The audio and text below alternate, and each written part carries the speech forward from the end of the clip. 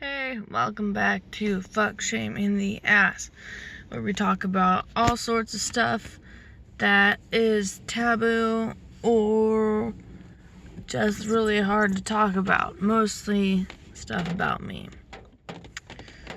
This video is going to be an update, and we'll see where it goes.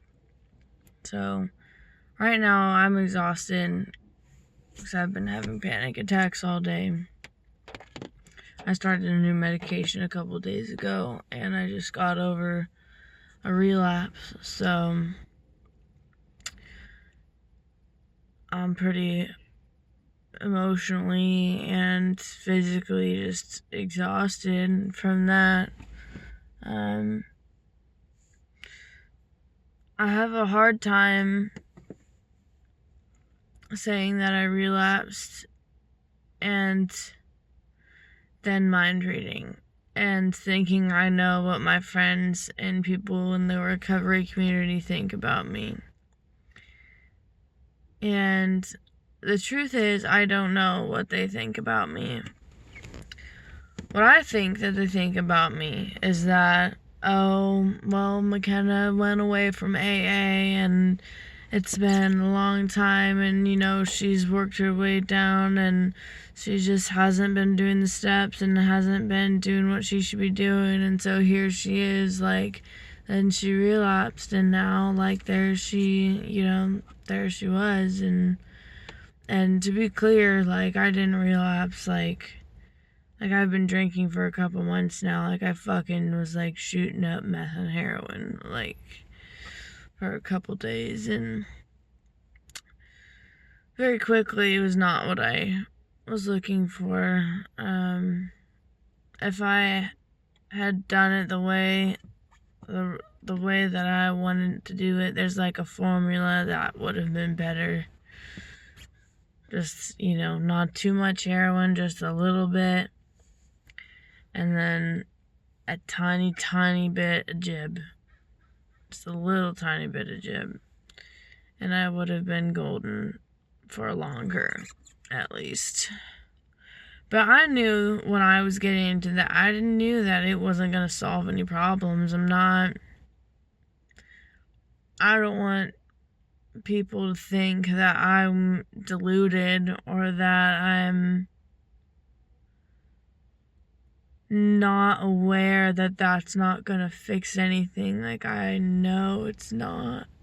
And I knew it wasn't, and I'm not. But I don't know if people aren't hearing me, or if people don't know what it's like to be in the position that I've been in for the past year and not really care eventually, if it's just gonna be a couple days of at least a distraction. And that's what it was. It was a distraction. There was a couple good times that I got really fucking high and I was riding it out, and just that opiate wave is super awesome, but I feel glad that I got a little bit of release for a while, and I don't regret what happened. And there were some bad times, and cotton fever is super dope, and that combined with no tolerance, combined with luckily I was smart and measured out my doses in a way that was very small. I'm careful. I have got OCD, so when I do drugs, I'm careful. I make sure I've got Narcan. I make sure there's people around. I make sure who's driving, where are we, what's going on, I'm there for it. And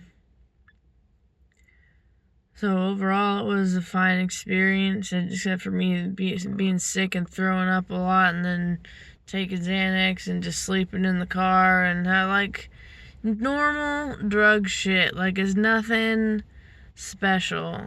And for someone who's never done drugs, I'm sure it would have been kind of a traumatic situation. But if you've ever been in the drug world, it was just normal.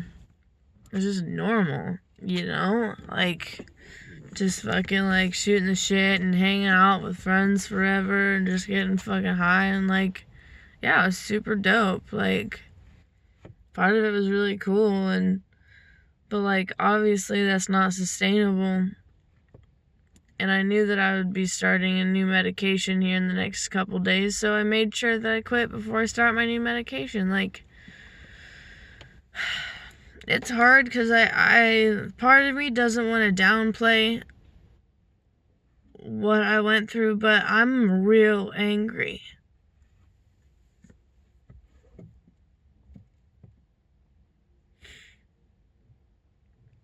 I'm real angry and I'm really sad that I can't find a fucking answer to what's going on in my head and my depression and my anxiety, because I know drugs aren't the answer. I know self-harm's not the answer. And I've been searching for the answer and I've been going to therapy. And I'm just fucking pissed. And I am fucking mad at fucking God, at fucking whatever force thought it was okay to make me feel this way. To no longer be functional in my life and to fucking try. It's not like I'm sitting here not trying to do my life. I want more than anything to live a happy and healthy life, and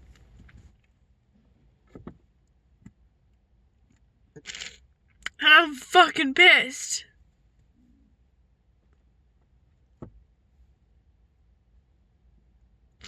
Because I don't know. I don't know what the answer is.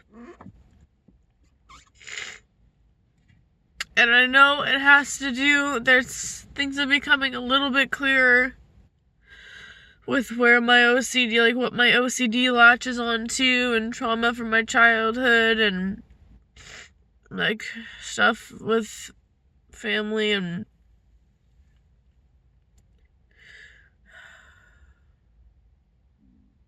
I just can't imagine, like, I have resources, I have family that loves me and helps me, and, like, thank God, like, thank fucking God they, like, believe me and trust me, because most addicts don't have that. They don't have family that loves them the same way anymore, or trusts them the same way, or sees this illness as an illness in the same way, and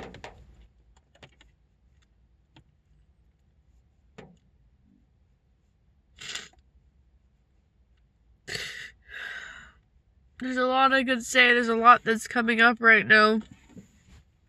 And I don't know how much to say because it's mostly just anger, and there's a part of me that says, oh, stop being the victim, you know, like, and I'm not being the victim, and I've decided that I'm not, and because that is something that my brain tells me, is that so you're being the victim, you haven't, you know, done this and this and this, and you know what, like, to a certain point, it's like, yeah, I have, and I'm proud of the way that I've stood up and I've fought. And I do not see this relapse as a failure, and I do not see myself as a failure. I just see me as a person who is sick, who is struggling, and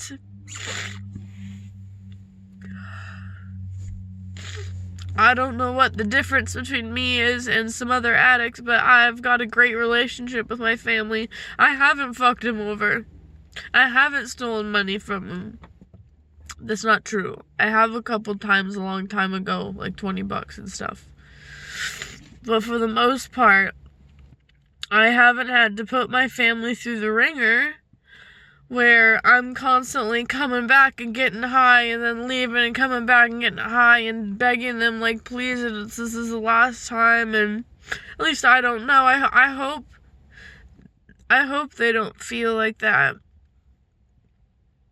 But compared to a lot of other stories, like, my family loves me and they trust me and they would lend me money because they know I'll pay it back. And, like, I'm so grateful for that. Because I've got a friend who she's on the street now. And it's so fucking hard. Because there are two sides to every story, and there's the side of me that knows what it's like to be an addict, and there's the side of me that knows what it's like to be hurt by an addict. And addiction is the most tragic thing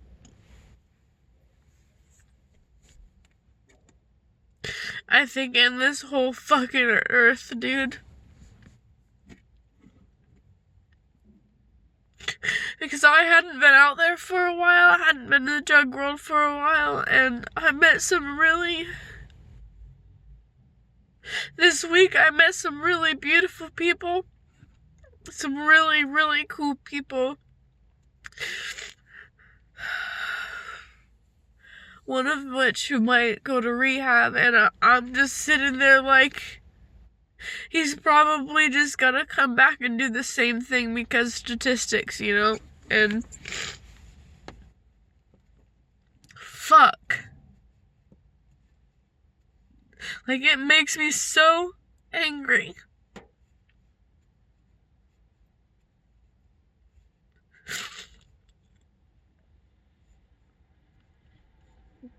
And I hope it makes you angry too, and I hope that you see the injustice, and I hope that you see the need for love and connection and unconditional love. And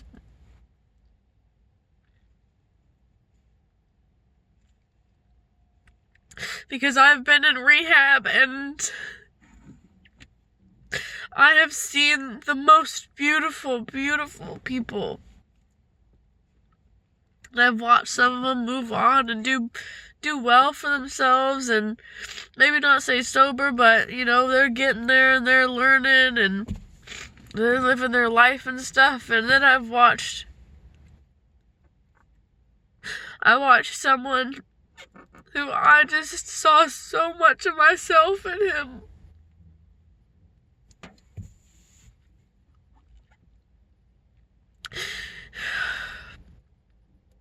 He was a musician, and he would play songs and cheer people up, and he just had the brightest eyes. And I saw that spirit, I saw that beautiful spirit, and I saw that it was so heavy, like it was so, there was a darkness. And I watched, I'm sorry, but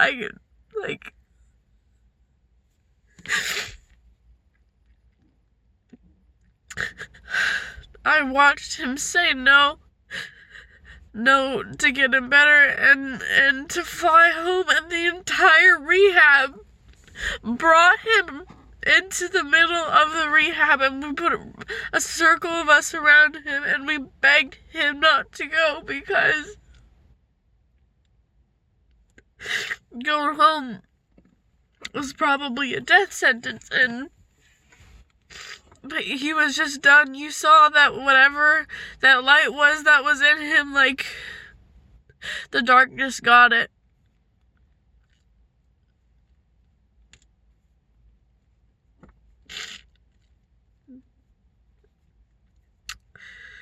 So Christmas is coming up, and I would like to encourage you to, I'm going to try to stop crying. I would like to encourage you to love on someone maybe you know is using, someone who's maybe a piece of shit. And I don't think it matters right now. Like, I think it's okay to be nice to someone even if they're a piece of shit. Just tell people that they're loved. And if you've got family members who are using, like,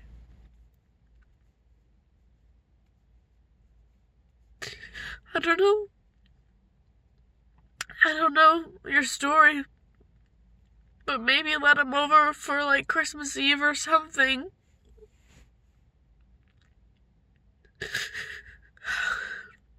Because I am so blessed to have so much family who want me there and who love me, and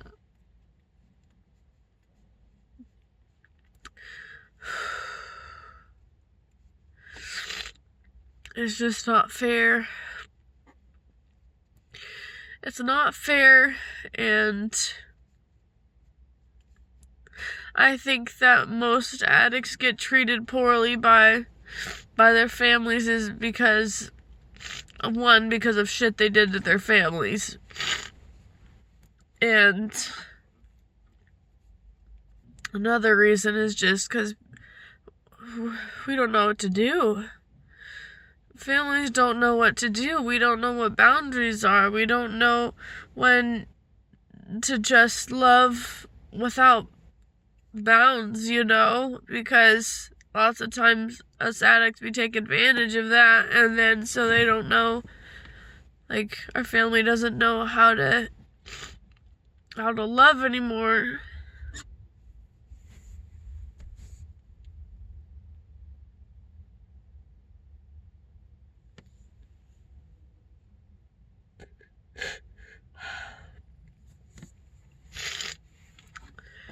So if there's any way that you could be kind to someone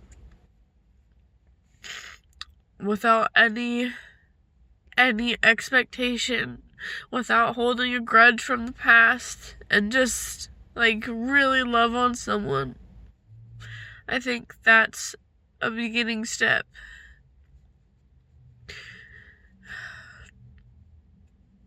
And I think it means something. And when I think of what Jesus did right now, like, what he would do is he would have, like, I picture, like, this big table, and, like, there's this really big feast, and just all the fucking, like, broken down prostitutes and drug addicts are just, like, are there, and Jesus is like, go crazy, like, yeah, like, this is all for you. And they're like, why? And he's like, 'cause I love you. And I think that's what we need more of. I think we need more I love you. And it doesn't mean it's gonna change anything in the next day, or doesn't mean it's gonna change anything the next week, but can you imagine just being alone on the street, like maybe you regret the things you've done. Maybe you're using and you just don't know how to get out of where you're at, and just you get that kind of unconditional love. Like, that's how God changes lives. And that's what we hear on this earth, because, like, all the small stuff seems so fucking small when we're talking about people, like, not being able to figure out what to eat every day, living in their cars, and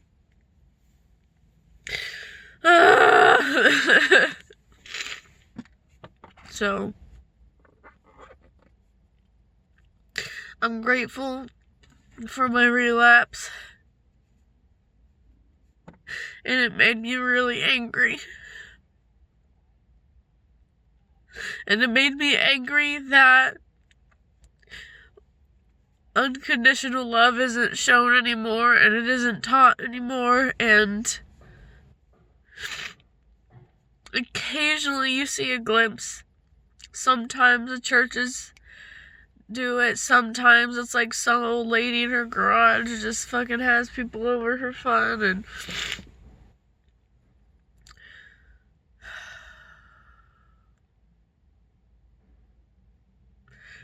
But yeah, like, there's a lot more important things than, like, being able to go to work and live a conventional life, because even if we can't do things the way most people can do them, like, we're still human. Like, we're still people.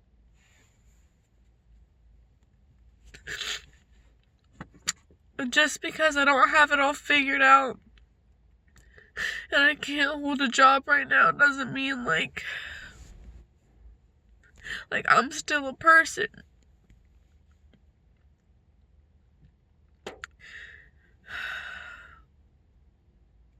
And I deserve love. And I deserve to live, and I deserve to be here, and it doesn't matter if I don't have it figured out, because I'm still alive for some reason, and that's gonna have to be more than enough right now. It's just me sticking around being alive. And I think that's all that is expected of us. I think that's all God expects of us. I don't think there's more than that. And I truly mean that. And I mean that on a fundamental level. Like, I don't think there is more in life that needs to be done besides just being alive. No job, no car, no type of clothes, no way of looking. Like, this is enough. And it's beautiful. So, okay. Hashtag it's not rag. And hashtag Sir cries a lot. And hashtag love unconditionally. Merry Christmas.